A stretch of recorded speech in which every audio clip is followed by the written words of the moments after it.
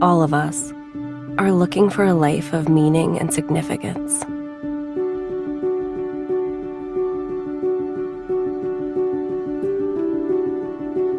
A life that makes a difference in the world. A life that truly matters. We believe this is found through the right people, platform, and purpose. We call this movement 3. It starts with giving people greater health through the power of our proactive wellness products. 3's innovative formulas deliver demonstrable results by maximizing bioavailability and cellular absorption, ensuring people everywhere can enjoy the nutrition they need to operate at their best. Building on our foundation of people-focused products, we provide a platform for unparalleled entrepreneurship and personal growth. 3 is there beside you every step of your journey towards building a business and a better life.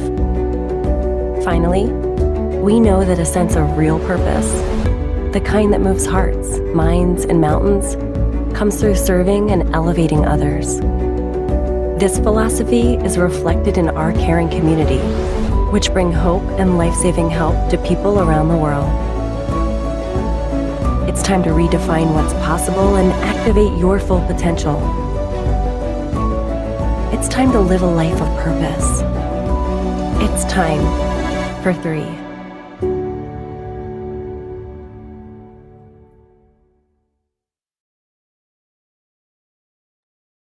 Halo, selamat malam teman-teman semua. Assalamualaikum warahmatullahi wabarakatuh.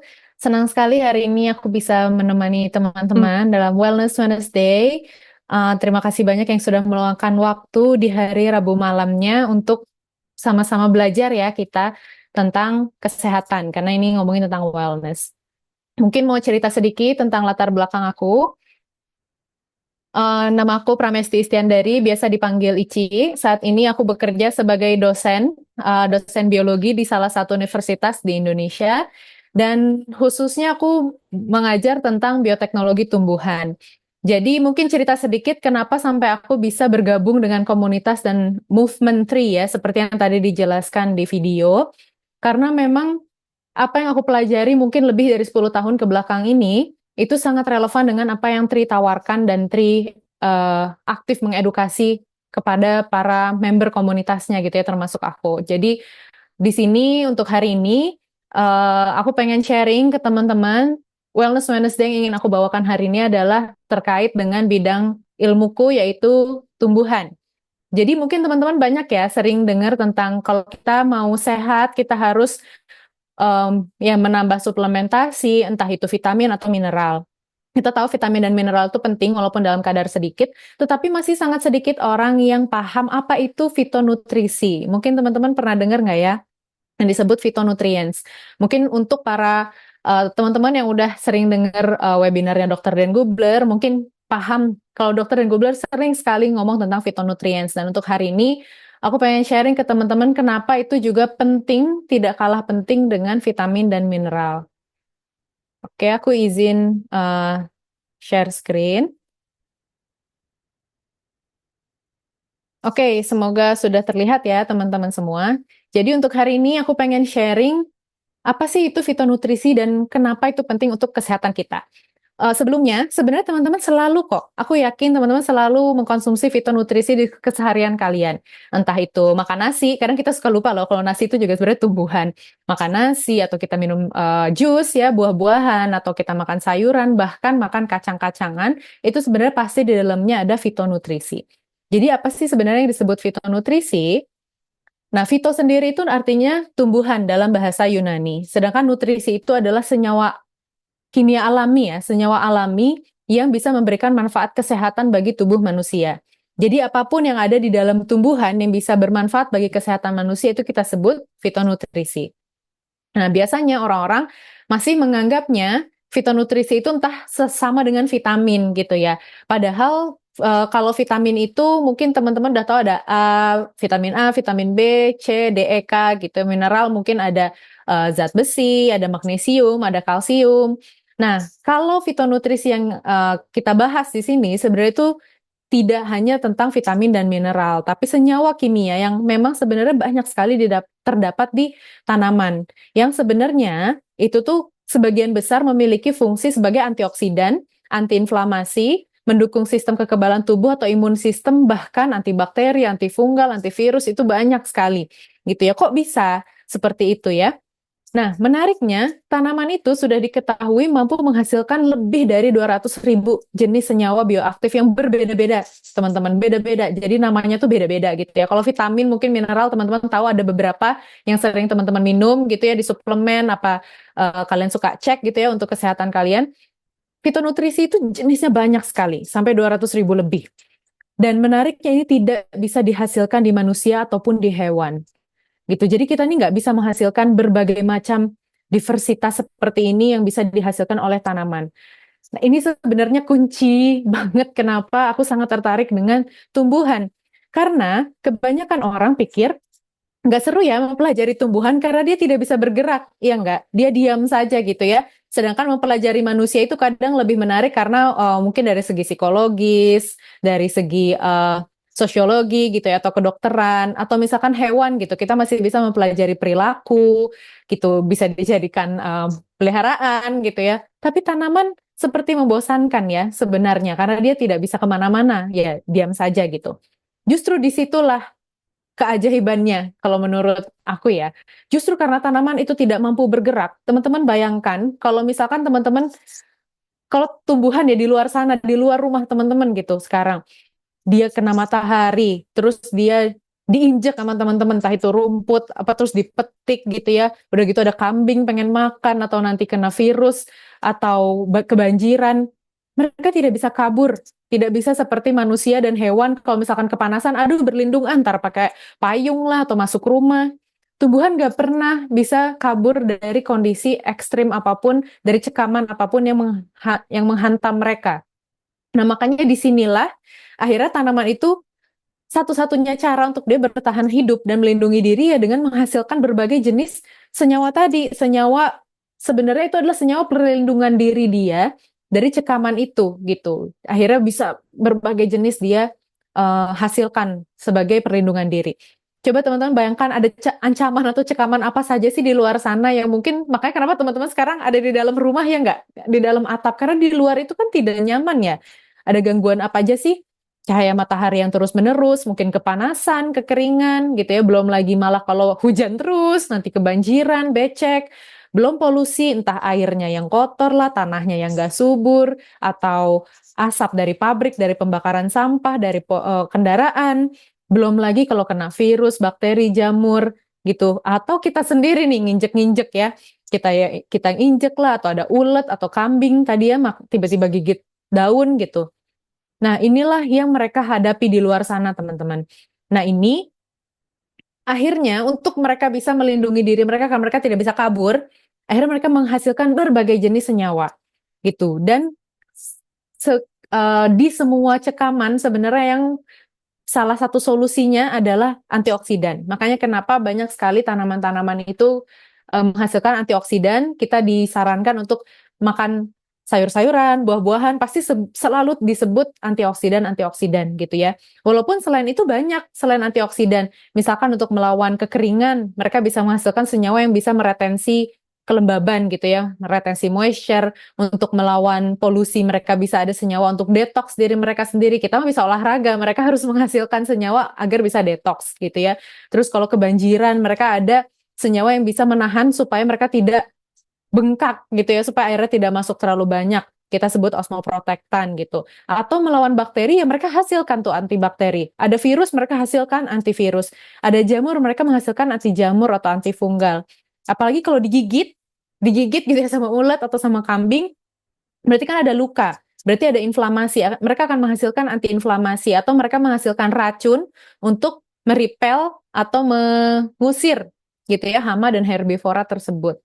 Gitu. Nah, sekarang itulah ya, jadi kebayang ya teman-teman kenapa bisa ada 200.000 jenis yang berbeda. Dan teman-teman tahu nggak, di dunia ini sudah ditemukan mungkin sekitar ada 70.000 jenis tanaman obat-obatan, gitu, itu di luar sayur buah yang biasa kita makan, karena kita sebutnya biasa itu ya sayur, buah, dan crops. Bahkan tanaman herbal itu ada 70.000 jenis di luar sana, dan 30.000-nya itu ada di Indonesia. Hampir setengahnya itu ada di Indonesia. Makanya dari setiap tanaman, kebayang nggak teman-teman, ini kan berbeda semua ya cekamannya. Berarti setiap tanaman yang ditumbuhkan di beda iklim, di beda cuaca, yang dihasilkan berbeda dong, senyawa yang dihasilkan. Tanaman yang ditanam di gurun akan menghasilkan senyawa yang berbeda sama yang ditanamnya di Iceland gitu ya, di tempat kutub. Ada yang berbeda mungkin di tropis sama di tempat yang sangat kering atau sangat lembab gitu, itu berbeda. Ada yang mataharinya terus, ada yang gelap terus seperti di Eropa gitu ya, misalkan dia lebih banyak cloudy-nya.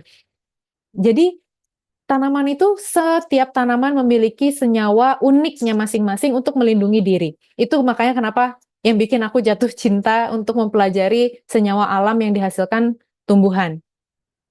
Nah, sekarang kenapa hampir di setiap masalah itu tumbuhan melawannya dengan antioksidan? Karena sebenarnya hampir semua permasalahan yang tadi ya cekaman itu, entah dari ultraviolet, maksudnya cahaya matahari, entah dari polusi atau stres. Kalau untuk tanaman mungkin bentuk stresnya adalah digigit kambing gitu ya, atau bentuk stresnya adalah kebanjiran. Tapi untuk manusia stresnya dari dalam otak kita sendiri nih. Ya, sehari-hari kurang tidur lah, apa ada masalah sama temen gitu ya. Udah gitu kalau di tanaman stresnya juga termasuk uh, intake-nya ya, pupuknya yang nggak baik, mungkin tanahnya nggak subur. Untuk kita yang makan kita nggak bener gitu, ultra processed foods, udah gitu nggak seimbang. Ini semua menghasilkan yang kita sebut radikal bebas atau free radikal. Gitu. Nah, ini yang sebenarnya menghancurkan sel kita, teman-teman. Dan ini terjadi terus secara continuous. Karena bahkan kalau kita makan nih, mungkin teman-teman habis makan malam tadi, sekarang duduk dengerin aku sharing gitu ya, kan pasti teman-teman membakar makanan itu untuk menjadi energi, dan itu pun pasti ada ampas pembakaran ya, setiap pembakaran ada ampasnya, dan itu termasuk radikal bebas yang kalau tidak dinetralisir dengan antioksidan itu akan merusak sel. Terus emang kenapa sih kalau selnya rusak? Kalau selnya rusak ini akan memicu yang disebut stres oksidatif. Itu yang membuat sebenarnya pemicu banyak sekali penyakit tidak menular, contohnya kanker, jantung, diabetes, dan lain-lain gitu ya. Jadi makanya kenapa tanaman itu bisa menghasilkan, karena dia nggak bisa kabur ya, nggak kayak kita. Dia nggak bisa kabur, akhirnya dia menghasilkan berbagai jenis antioksidan untuk melindungi dirinya. Kerja manusia apa? Ngambil itu aja untuk kita melindungi diri kita. Jadi kita bekerja sama lah ya, win-win gitu. Tanaman menghasilkan, kita juga memanfaatkan supaya kita selnya juga bisa terjaga dari radikal bebas gitu. Jadi sangat penting mempelajari senyawa alam karena kita jadi bisa mengambil manfaatnya secara optimal. Nah, contohnya apa aja sih yang disebut fitonutrisi? Banyak mungkin teman-teman pernah dengar nggak ya, ada karoten, karotenoid yang biasanya ada di wortel ya, yang warnanya orange atau jeruk. Ada flavonoid, biasanya banyak di kacang-kacangan, anti kanker yang ada di kacang-kacangan tuh flavon, ada terpenoid, ada polyphenols yang biasa ada di beri-berian. Nah, ini banyak ditemukan di setiap jenis tumbuhan, makanan, sayur, buah, kacang, biji-bijian gitu. Nah, menariknya, yang tadi aku cerita ya, hampir di setiap jenis tumbuhan, senyawa uniknya itu beda-beda, gitu. Setiap tumbuhan punya senyawanya masing-masing. Kebayang nggak kalau ada 200.000, ada 30.000 aja di Indonesia, jenis tumbuhan yang berbeda, masing-masing punya satu aja, berarti ada 30.000 jenis senyawa. Padahal yang sudah ditemukan bisa sampai 200.000 jenis gitu ya. Contoh, kalau ngomongin tentang tomat, senyawa uniknya, senyawa utamanya tomat itu adalah likopen disebutnya. Mungkin teman-teman pernah dengar, likopen ini yang membuat tomat warnanya merah. Semakin merah tomat, itu semakin tinggi berarti likopennya. Nah, semakin tinggi likopennya berarti semakin tinggi khasiat antioksidannya gitu. Nah, yang lain misalkan resveratrol dari anggur. Ini adalah sama, dia antioksidan yang jauh lebih poten dari likopen, tapi dia juga bisa jadi anti-aging gitu ya. Resveratrol ini adanya di anggur. Mungkin kalau di kacang-kacangan beda ya, tadi kayak flavon itu ada genistein. Mungkin di kunyit, teman-teman yang suka minum jamu pasti tahu kunyit warnanya kuning, kenapa? Itu karena kurkumin. Ada lagi antosianin di blueberry, ada epigalokatekin di teh, itu buat anti kanker, yang juga sangat baik ya untuk biasanya dipakai untuk setelah kemoterapi gitu, epigalokatekin. Jadi banyak sekali, ini baru berapa nih? Baru mungkin 10 dari ada 30.000 jenis tumbuhan yang tiap-tiap tumbuhannya punya senyawa uniknya masing-masing dengan khasiat yang berbeda, dengan karakter yang berbeda untuk kondisi-kondisi kesehatan yang berbeda juga. Jadi sangat penting untuk memahami ini dan mengkurasi mana yang sebenarnya penting untuk kesehatan kita, manusia tergantung keluhannya gitu ya. Nah, menariknya bahkan mungkin ibu-ibu di sini ya udah banyak belajar tentang piringku gitu, isi piringku untuk anak-anak, untuk biar anak-anak seneng makan lahap makan dibilangkan bikinnya warna-warni gitu ya, biar seneng. Ternyata ini nggak cuma untuk anak-anak. Sebenarnya warna-warni ini menunjukkan bahwa kita harus makan diversifikasi senyawa tadi. Setiap senyawa warnanya beda-beda, teman-teman. Kalau likopen warnanya merah, karoten warnanya orange, kurkumin kuning gitu ya, antosianin biasanya ungu. Jadi sebenarnya warna-warna ini hanya sebagai penunjuk ke kita supaya kita diverse makannya, nggak cuma satu jenis, supaya banyak sekali manfaat yang bisa kita terima. Contoh ini ada kayak health coach training program, aku ambil dari situ. Dan dia membuat peta. Ini sebenarnya banyak sekali ya jenis-jenis petanya, teman-teman bisa cari tentang the color of phytonutrients. Contohnya mereka memetakan kalau warna merah itu mengandung likopen atau cyanin atau quercetin itu untuk kesehatan kekebalan tubuh misalkan. Karoten itu warna orange untuk kesehatan reproduksi. Ada misalkan di jeruk, ada di wortel, ada juga di warna kuning gitu untuk kesehatan pencernaan dan lain-lain. Sebenarnya ini tidak pakem seperti itu ya, bukan berarti kalau mau kesehatan reproduksi cuma makan wortel terus, itu enggak juga. Cuma ini untuk memberikan arahan bahwa piring kita pun orang dewasa itu juga harus berwarna-warni, bukan cuma biar appealing in the eye gitu ya, bukan cuma appealing di mata, tapi juga memenuhi berbagai jenis senyawa yang berbeda-beda tadi gitu. Nah, sekarang kita ngomongin langsung ke jamu. Mungkin teman-teman di sini ada yang suka minum jamu. Aku pengen cerita sedikit tentang pengalaman aku tentang jamu ya. Jadi, aku termasuk yang sangat suka jamu sampai sekarang. Tapi itu berawal dari masalah kesehatan aku. Jadi dulu pas SMP, itu aku tahu sebenarnya aku ada benjolan di payudara. Waktu itu taunya pun karena, ya alhamdulillah mungkin di sekolahku secara aktif, ini ada tulisan kayak deteksi dini tumor payudara dengan meraba gitu ya, dengan pijat. Sebenarnya dari SMP aku udah tahu, tapi aku takut. Akhirnya baru SMA itu bilang ke orang tua dan akhirnya dicek di mamografi dan betul ternyata ada tumor payudara jinak, disebutnya FAM ya, fibroadenoma. Nah itu waktu itu mama bilang mama takut kalau misalkan harus diangkat, walaupun dokternya mintanya diangkat, tapi mama bilang takut kalau diangkat malah jadi ganas gitu, malah jadi menyebar. Akhirnya kita pergi ke dokter alternatif, itu tahun berapa berarti ya, 2000-an, 2008. Nah itu untuk minum jamu-jamuan aja. Jadi ngambil antioksidannya karena tumor itu yang tadi ya, kanker itu sebenarnya awalnya adalah dari radikal bebas yang tidak terkontrol, yang tidak dinetralisir. Jadi fokusnya itu ke jamu-jamuan gitu, anti cancer, anti oksidan gitu. Waktu itu tuh aku sampai ganti diet juga, nggak boleh makan ultra proses satu pun. Pokoknya kalau kata dokternya apa yang ada di pohon itu yang aku makan, nggak boleh digoreng, nggak boleh diapa-apain gitu ya, dan minum jamu. Jadi dulu tuh bener-bener tiap pagi harus minum kunyit yang tanpa gula sama sekali, bener-bener kunyit yang cuma diseduh, kunyit temulawak gitu ya, diseduh dan nggak tanpa apapun gitu. Akhirnya sampai sekarang aku suka banget kunyit karena mungkin palet palet lidahku juga udah mulai berubah gitu ya, karena aku kebiasa demi kesehatan aku waktu itu. Tapi alhamdulillah habit sehatnya jadi ke bawah sampai sekarang. Nah, tapi ada permasalahan yang pengen aku share juga ke teman-teman.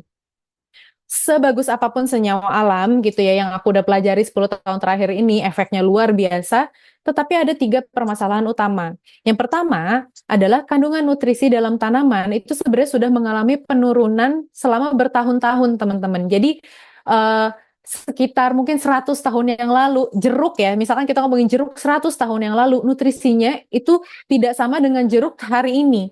Jeruk hari ini itu jauh lebih rendah, mungkin vitamin C-nya jauh lebih rendah.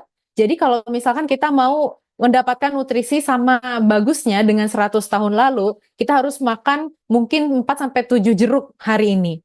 Gitu. Nah yang kedua, kandungan senyawa bioaktifnya, entah itu tadi ya karotennya, atau resveratrolnya, atau vitamin-vitaminnya, itu sebenarnya persentasenya sangat sedikit di dalam tumbuhan.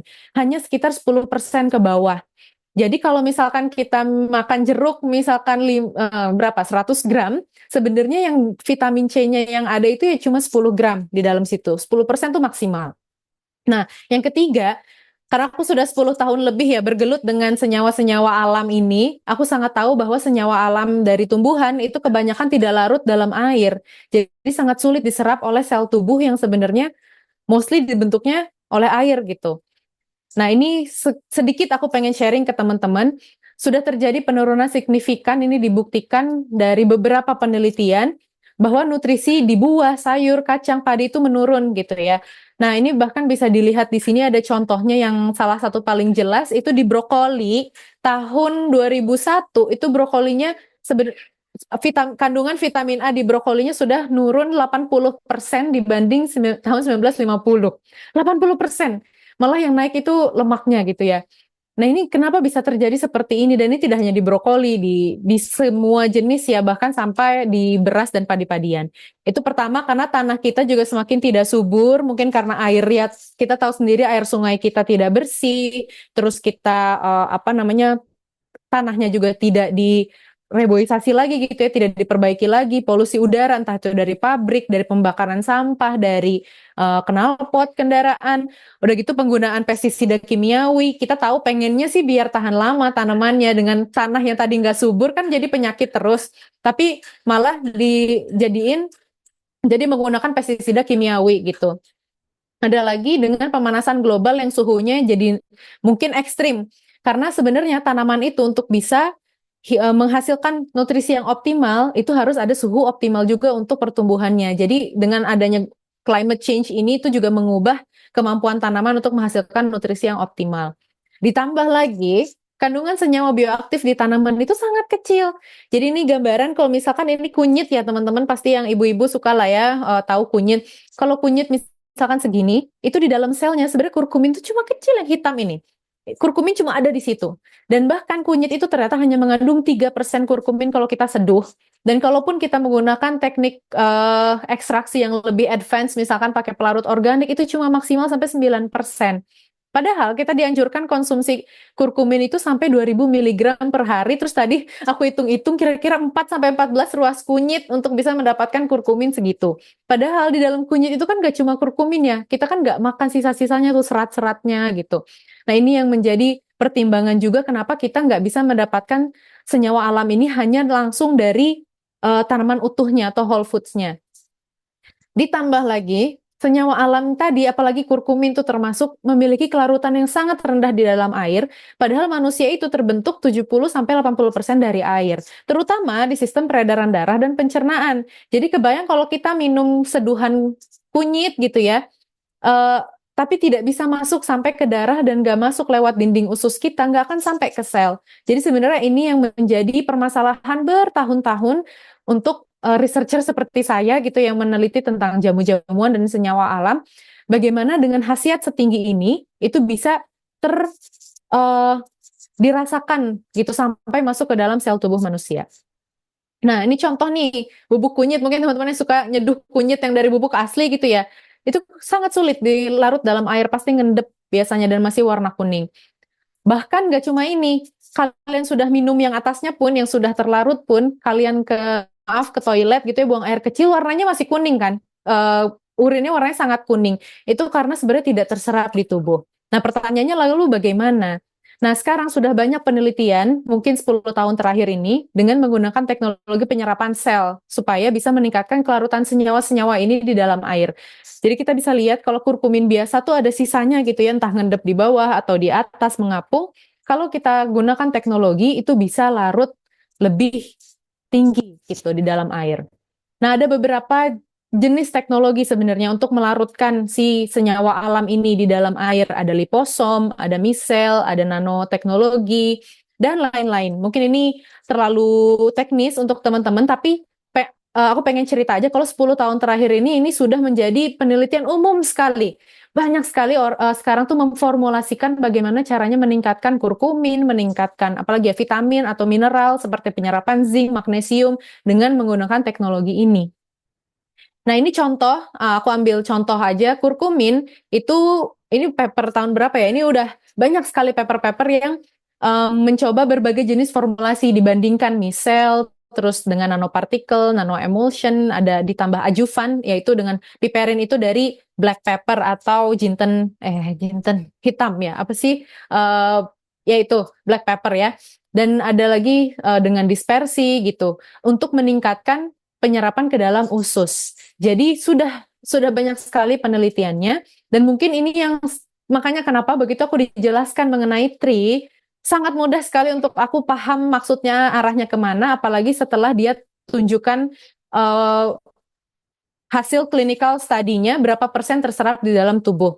Jadi ini salah satu contoh studi klinis yang sudah dilakukan oleh TRI. Standar organik kontrol molekulnya tuh kurkumin. Makanya aku suka banget ngebahas kurkumin karena memang dia itu menjadi salah satu ikonik senyawa senyawa yang paling berkhasiat untuk manusia, tapi senyawa yang paling sulit diserap juga. Gitu. Nah, kalau ternyata kurkumin itu hanya terserap 10% di dalam tubuh. Sedangkan begitu ditambahkan dengan teknologi yang tadi ya, liposom, micelle, ajuvan, polifenol kompleks, ternyata bisa meningkatkan sampai 3 kali lipat dari sebelumnya. Karena isinya Revive ini sebenarnya utamanya adalah kurkumin. Belum lagi teman-teman lihat yang lainnya, ada Purify sampai 88%, Eternal sampai 95%, karena memang mungkin senyawa bawaannya pun dari sananya itu lebih mudah diserap tubuh, lebih mudah larut dalam air. Tapi dengan teknologi bahkan bisa sampai achieve 95%. Mungkin itu yang membuat, yang aku pengen sharing ke teman-teman, sebagaimana pentingnya sih fitonutrien dan sebagaimana pentingnya juga itu harus bisa diserap sampai ke level sel. Nah, mungkin aku pengen mengundang, di sini aku sudah ditemani oleh 2 teman aku, dan aku mau mengundang mereka untuk bercerita, apa sih efeknya sebenarnya begitu kita konsumsi suplemen yang beneran penyerapannya tinggi gitu. Jadi pasti ada bedanya dengan kita hanya minum jamu-jamuan yang mungkin efeknya kok nggak terlalu ketara ya. Seperti itu. Nah, sekarang aku mau mengundang, boleh ke Ninis dulu, ada di sini. Halo, selamat malam Ninis. Malam Ici. Oke, boleh mungkin Ninis cerita sejauh ini apa yang udah Ninis konsumsi dan gimana rasanya di badan Ninis? Oke, selamat malam semuanya. Sebelumnya perkenalkan, nama saya Anissa, biasanya panggilannya Ninis. Sejauh ini yang udah dikonsumsi dari Tri sebenarnya semua. Dan mungkin awal mulanya kenapa mau join Tri itu awal pastinya dari Ici. Sebelumnya emang udah kenal sama Ici, terus dari sharing-sharingnya Ici dan tahu segimana pinternya Ici dan dia dosen juga gitu kan. Jadi kan kayak eh, gak mungkin dia merekomendasikan suatu produk yang dia itu sendiri gak bedah gitu dalam-dalamnya, dan itu aku udah tahu banget Ici dari dulu seperti itu. Nah makanya waktu itu begitu dia jelasin tentang Tri, aku minta ketemuan, terus aku bener-bener tertarik banget sama Revive. Kenapa aku Revive lover banget? Karena eh, aku sendiri apa ya, aku sendiri penderita autoimun, orang dengan autoimun, dan autoimun aku itu salah satunya menyerang ke sendi-sendi aku, atau biasa dikenal itu sebagai rematik. Nah, semenjak aku konsumsi Tri, aku benar-benar tidak pernah merasakan yang namanya kesakitan lagi, karena biasanya setiap pagi itu aku kalau mau bangun itu benar-benar ngerasain kayak butuh kumpulin tenaga dulu baru bisa bangun biasanya. Nah, terus juga kalau misalnya lagi banyak hektik, banyak kerjaan, itu tuh biasanya aku pasti flare. Jadi biasanya sendi-sendi aku langsung bengkak, habis itu aku mimisan, habis itu bisa pingsan dan segala macamnya. Cuman semenjak konsumsi Tri ini, aku sangat bersyukur banget, walaupun memang kalau flare itu masih ada sakitnya pasti, dan aku juga masih harus konsumsi obat yang lainnya, tapi aku merasakan semenjak aku konsumsi Tri ini, karena penyerapannya itu yang begitu luar biasa hebatnya, aku tuh masih tetap bisa aktivitas, aku tetap masih bisa ke kantor, dan karena aku juga seorang ibu dengan 2 anak, dan juga aku pekerja kantoran juga, dan mungkin bisa dibilang konten creator juga, malu, tapi ya jadi bisa dibilang aktivitas aku lumayan padat, mau itu hari biasa ataupun di weekend, tapi berkat ada Tri dengan penyerapan yang luar biasa ini, aku benar-benar terbantu dengan adanya Revive. Itu sih. Makasih banyak Ninis. Nggak mau bilang artis ya, nggak mau bilang artis. Bukan. Oh, bukan. Bukan. Iya Ninis, ini dengan kondisinya yang ya aku tahu lah, waktu itu pernah ketemu Ninis ya pertama kali kita kenalan aja kondisi Ninis tuh lagi uh, lemes banget. Aku masih nggak tahu ya waktu itu kalau Ninis tuh autoimun. Aku cuma tahu Ninis kesakitan aja. Pokoknya waktu itu kenapa ya kasihan banget gitu kayak lemas. Ternyata habis dijelaskan, ya ampun dengan penyakit seperti itu ya ada beberapa jenis ya Ninis autoimunnya. Mungkin kalau boleh disebut nggak nih? Boleh disebut Boleh. ada lupus ya gitu. Jadi sebenarnya tahu banget itu tidak mudah ya untuk sehari-hari, tapi padahal Ninis tuh sibuk banget. Mungkin orang-orang yang ngelihat Ninis di sosial media nggak akan sadar sih kalau kamu sebenarnya ada sakit. Dan alhamdulillah dengan adanya Tri bisa ngebantu Ninis sehari-hari yang mungkin tidak sampai menyembuhkan, tapi sangat mengurangi ininya ya, mengurangi pain-nya lah gitu, Betul, mengurangi rasa betul. sakitnya. Daripada pakai painkiller kan Benar. gitu. Makasih banyak Ninis untuk sharingnya. Dan satu lagi aku pengen invite Dokter Putri. Nah, Dokter Putri ini adalah seorang objin. Jadi mungkin dari sisi yang berbeda nih, beda produk ya berarti ya Dokter Putri. Walaupun Dokter Putri suka revive juga sih karena olahraganya aktif. Mungkin bisa sharing kenapa akhirnya sangat tertarik untuk konsumsi Tri rutin, Dok. Oke, selamat malam semuanya. Perkenalkan, nama aku Putri Helty Reza, biasa dipanggil Putri. Seperti yang Mbak Ici ceritakan, aku background-nya dokter spesialis objin. Sebenarnya perkenalan aku sama Tre itu secara tidak sengaja ya. Ketemunya juga sama Mbak Ici, juga via Instagram sebagai seorang stranger gitu. Jadi beberapa bulan yang lalu itu aku cek lab rutin, biasanya aku lakukan setiap tahun. Cuma pada saat aku cek lab itu hasilnya tidak bagus ya. Jadi padahal sebenarnya aku sebelumnya sudah mengkonsumsi suplemen dengan merek yang berbeda. Jadi timbul trust issue sebenarnya. Jadi pada saat itu aku mencari ikhtiar untuk gimana caranya untuk perbaikan kondisi aku. Sampai aku akhirnya ketemu dengan Trey. Pertama sebenarnya jujur skeptis ya karena ada pengalaman di masa lalu bahwa sebenarnya suplemen yang aku konsumsi ternyata tidak memberikan efek seperti yang aku harapkan. Tapi pada saat dijelaskan oleh Mbak Ici, itu sangat berbeda ya teman-teman ya. Bukan dijelasin seperti dalam tanda kutip dijualin, tapi benar-benar diberikan data-data, diberikan jurnal gitu. Jadi diberikan waktu untuk baca, karena sebagai seorang dokter pasti kan nggak langsung mau percaya, karena dengan pengalaman yang tadi itu takut bahwa produknya overclaim. Tapi alhamdulillah sih setelah aku konsumsi, aku sebenarnya konsumsi semuanya. Cuma ya mungkin sama dengan Mbak Ninis bahwa yang aku paling rasakan itu adalah Revive. Revive sendiri itu sangat membantu sekali dalam kehidupan aku sehari-hari, dimana kalau aku sebagai dokter objin kan ya aktivitasnya padat, operasi, terus juga aku rajin workout, bisa 5 kali seminggu itu nyeri dan DOMS itu udah jadi bagian dalam hari-hari gitu. Jadi ngerasanya bahwa ngebantu sekali efek dari si Revive. Seperti yang Mbak Ici bilang kan, kalau yang namanya Revive itu ada yang isinya kurkumin. Aku juga baru tahu dari Trey inilah, jadi bahwa ternyata kalau kurkumin itu kita konsumsi aja, pengen dapat efek yang maksimal itu nggak bisa. Karena dia penyerapannya di usus kita itu sangat rendah. Jadi bioavailabilitasnya itu benar-benar tidak sebagus itu. Jadi alhamdulillahnya ternyata Trey bisa menemukan teknologi gimana caranya kita bisa merasakan efek dari kurkumin itu sampai seperti yang aku rasakan. Jadi bukan berarti pada saat aku olahraga DOMS-nya hilang sama sekali, enggak ya teman-teman ya. Tapi itu DOMS-nya sangat berkurang jauh. Jadi untuk olahraga, terutama kalau leg day, mungkin teman-teman yang punya aktivitas yang sama seperti aku, besoknya udah bisa olahraga kembali. Dan aku sendiri itu adalah penderita PCOS dengan resistensi insulin. Yang alhamdulillahnya lagi di dalam tray itu, terutama Revive ini kan ada yang namanya kurkumin ya teman-teman. Kurkumin juga ternyata bisa membantu sekali untuk mengatur insulin aku, meningkatkan sensitivitas insulin, jadi benar-benar membantu membuat gula darah aku dalam batas normal. Jadi terima kasih sekali udah dikenalin dengan produk ini. Gitu aja Mbak, terima kasih. Makasih banyak Dokter Putri. Ini awalnya kita as stranger ya waktu itu ketemunya, aku tiba-tiba di chat, mungkin karena aku mulai posting-posting juga tentang efeknya ke badan aku. Waktu itu ke badan aku tuh yang ini ya, yang eternal ya Mbak, padahal kebanyakan karena aku masalahnya tuh lebih di hormonal waktu itu.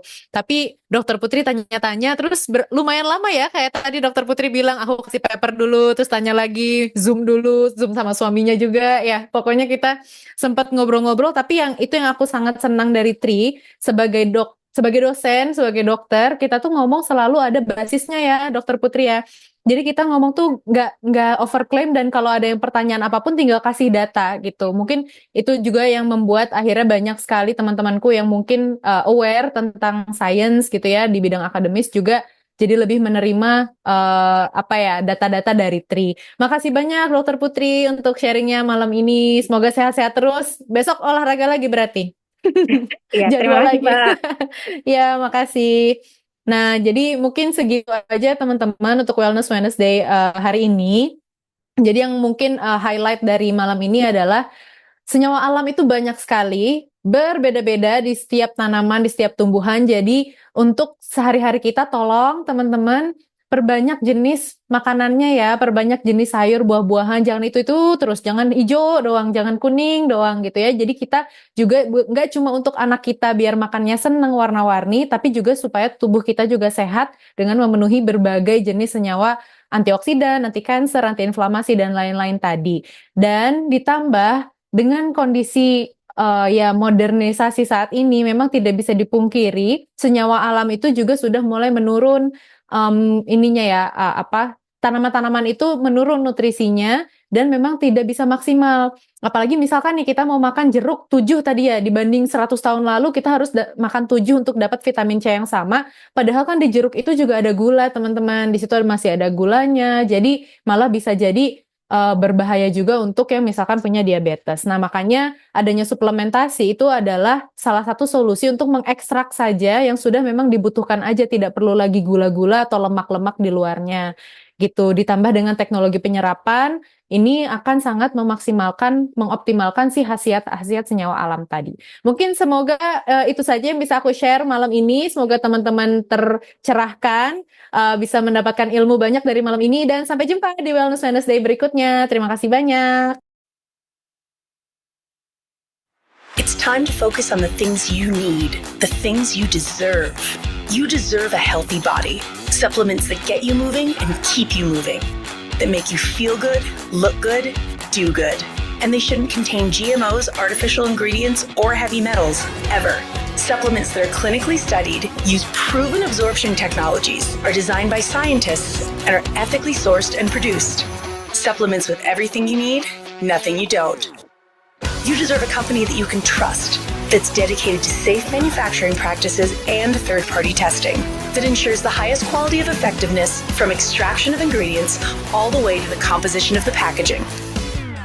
Wait a second. You deserve to see the process.